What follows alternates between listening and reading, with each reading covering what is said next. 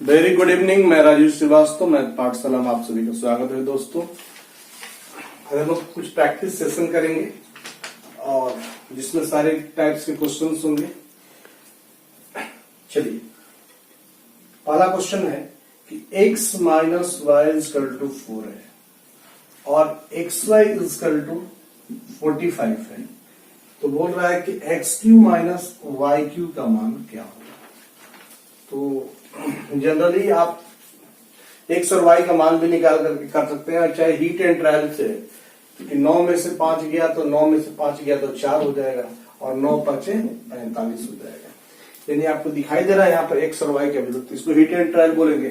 तो 9 का Q minus 5 का क्यू 729, 5 का क्यू 125, 9 में से 5 गया 4 और 0, 7 में से 1 गया 6, 604 बोल सकते हैं। क्लियर है दोस्तों। जनरली आप ऐसे भी कर सकते हैं या X minus Y X plus Y करके समीकरण बना के भी आप एक्स और वाई का मान निकाल सकते हैं। क्वेश्चन 2 है कि a plus B is equal to 45। ठीक है, तो आपको निकालना है value 2 into 1 plus 10a into 1 plus 10b का मान क्या होगा। ठीक है, तो हम दोनों तरफ tan ले लेंगे। tan a प्लस बी बराबर tan 45।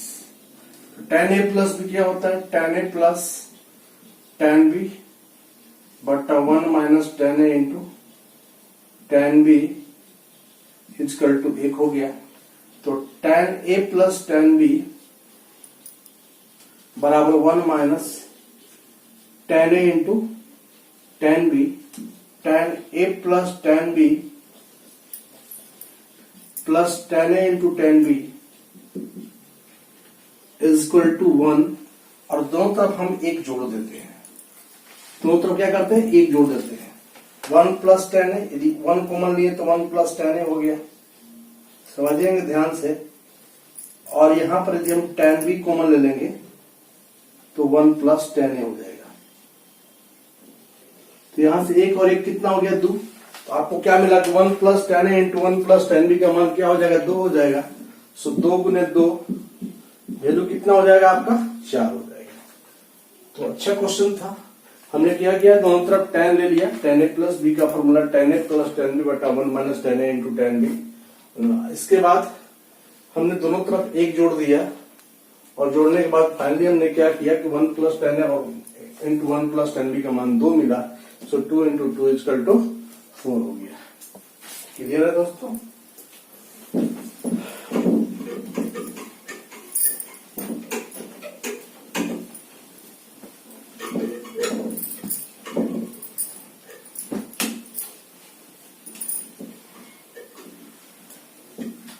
आगे क्वेश्चन इस प्रकार है, तीसरा number, x is equal to 4 cos a plus 5 sin a, y is equal to 4 sin a minus 5 cos a का मान क्या होगा।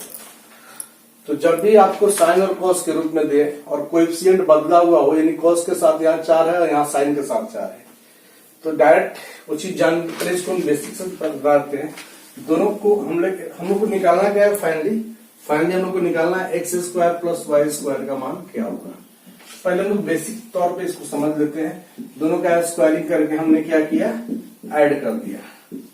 तो X square A plus B का whole square 16 cos square A plus 25 sine square A plus 2ab 4 में 8 45 sine A into cos A.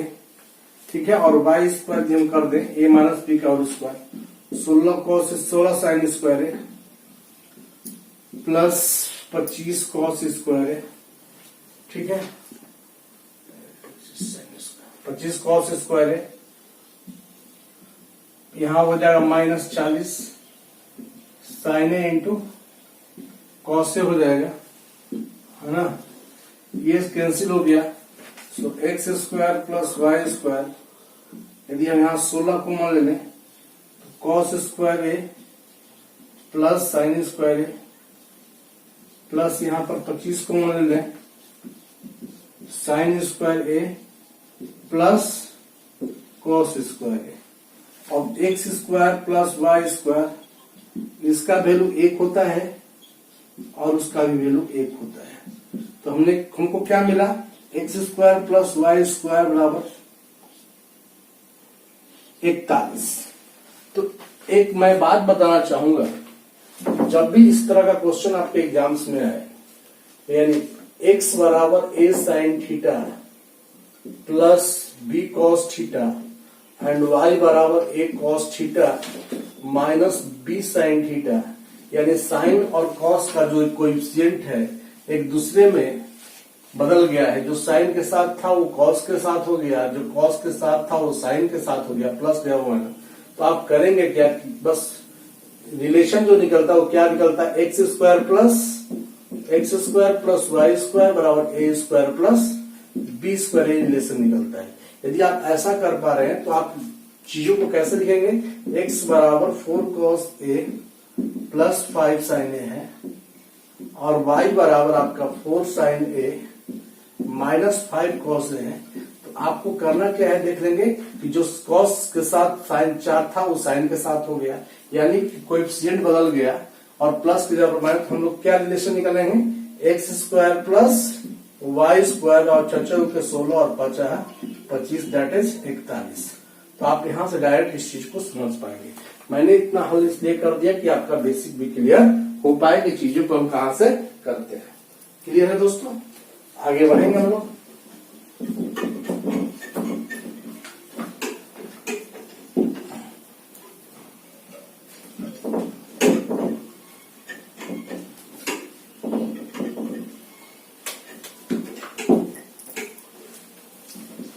Question इस प्रकार है, y प्लस 1 बटा Z is equal to 1, x plus 1 बटा Y is equal to 1, find the multiple of X Y Z.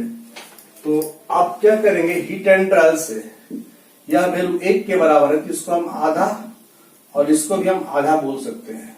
तो y की जगह पर हम 1 बटा 2 लिख सकते हैं और 1 तो ऑलरेडी ऊपर में, तो जेड का मान कितना हो गया आपका 2 हो गया। और देखिए x y का मान 1 बटा 2 ऑलरेडी 1 है, सो x प्लस 2 इजकल टू 1, तो सो x राउंड कितना हो गया, -1 हो गया। तो आपके पास x y z तीनों का मान निकल गया। जब x y z तीनों का मान निकल गया तो x का मान -1, y का मान 1 बटा 2, z का मान 2, यानी वैल्यू बिकम्स टू कितना हो गया, -1 हो गया।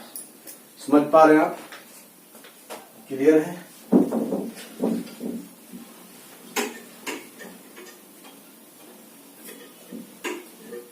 चलिए क्वेश्चन इस प्रकार है, x बराबर x के पावर 2a, y के पावर 2b एंड z के पावर 2c, और दूसरा कंडीशन दिया है x square is equal to Y Z.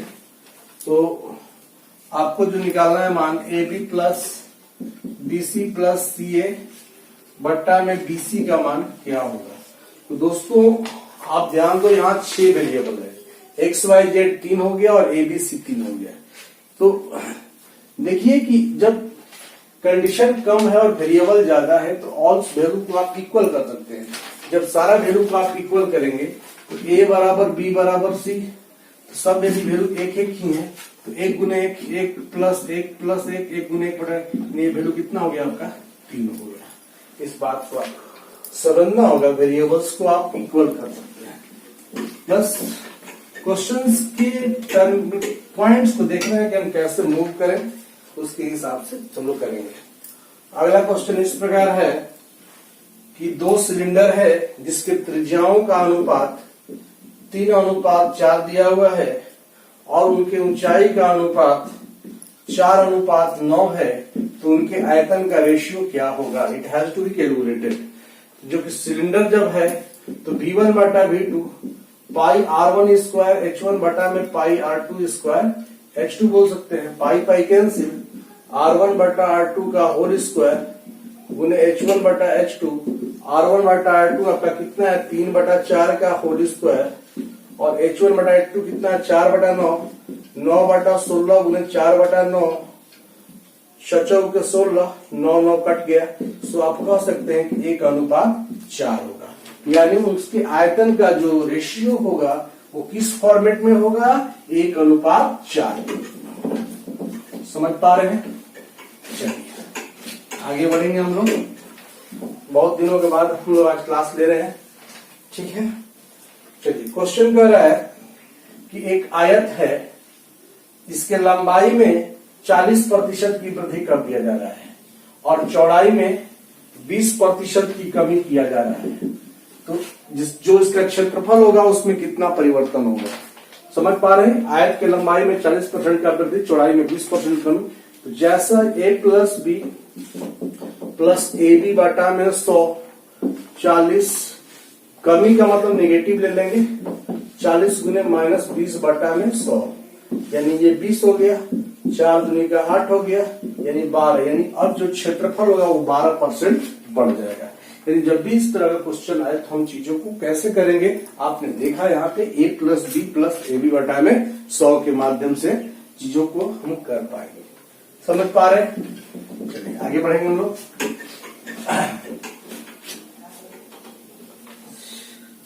Question इस प्रकार है दोस्तों कि एक स्कूल में बॉय और गर्ल्स का जो सम है, कुल संख्या 640 दिया हुआ है।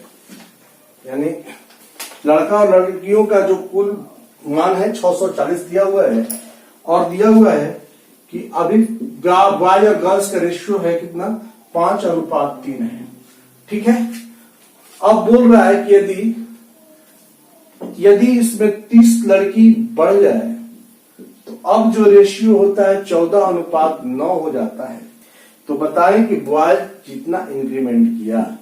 क्वेश्चन को एक बार पुनः समझ लेंगे। क्वेश्चन यहां दे नहीं पा रहे, लेकिन हम क्वेश्चन बोल पा रहे हैं, समझा पा रहे हैं कि एक क्लास है जिसमें बॉयज और गर्ल्स का टोटल 640 संख्या है, और बॉयज और गर्ल्स का भी रिसेंटली रेशियो जो है 5:3 है। यदि फर्दर गर्ल्स में 30 कैंडिडेट्स आ जाए तो अब 14:9 हो जाता है। तो हम लोग को जानना है कि बॉयज कितने आए, बॉयज की इंक्रीमेंट कितनी हुई। तो हम लोग यहाँ समझेंगे कि 5 3 8, 8 का मान 640 के बराबर है, तो 1 का मान 80 के बराबर होगा। जब 1 का मान 80 के बराबर होगा तो इस बात को समझना होगा कि कितना हो गया? 80 बाय 8 45, 400, और 8 के 24, 240।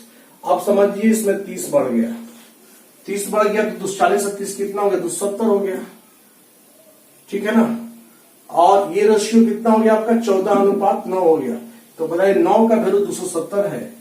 चूंकि 9 बराबर 270 बोलेंगे तो 1 बराबर कितना बोलेंगे? 30 बोलेंगे। और जब 1 बराबर 30 बोलेंगे तो जो होती है 42 3 420 हो जाएगा। अब बताइए पहले बॉयज कितने थे? 400, अब बढ़ के कितने हो गए? 420। इसका मतलब बॉयज की संख्या में कितनी इंक्रीमेंट हुई? 20 की इंक्रीमेंट हुई। तो चीजें बहुत आसान था, है ना।